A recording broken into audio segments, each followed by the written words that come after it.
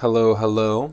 This is part 32 of a 100-part series, 100 days answering questions about fatherhood as a first-time father. And today's question is, what does it feel like to parent your inner child? Pretty heavy concept, and off the bat, I would say it feels great, but also strange.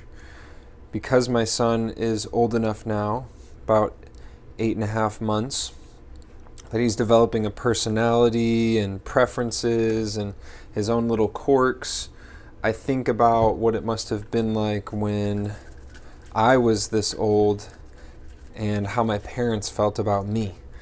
You know, that special feeling, that, I don't know, indescribable connection that you have.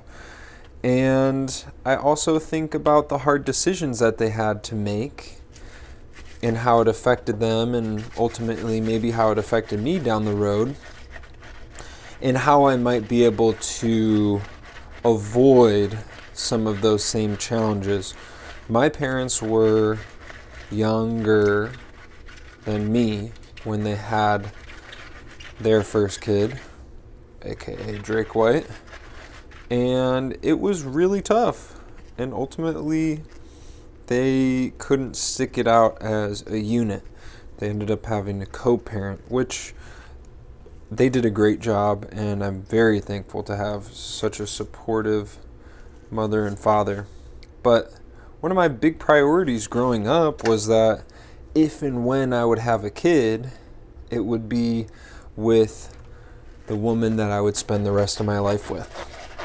And because I didn't have a child until at least my frontal lobe was developed, I think I greatly increased the likelihood of my partner and I staying together and having that nuclear family, which I think was a big source of trauma for me growing up.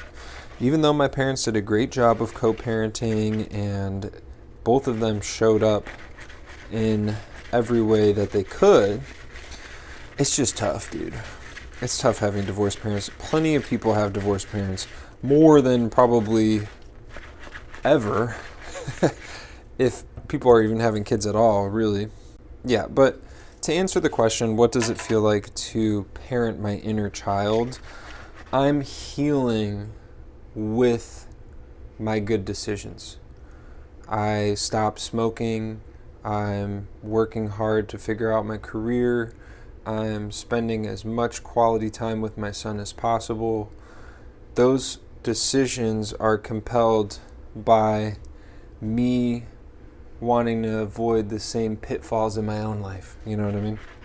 So to answer the question, what does it feel like to parent my inner child? It feels like an opportunity to correct course and lead the next generation even closer to a perfect experience. I just want to give Francis a little bit better of an opportunity and a little bit better of an experience than I had. And if one of those things is to have mom and dad in the same house, then that's what I want to give him. So this has been part 32 of a 100-part series. Thank you for tuning in, and I will see you on the next one.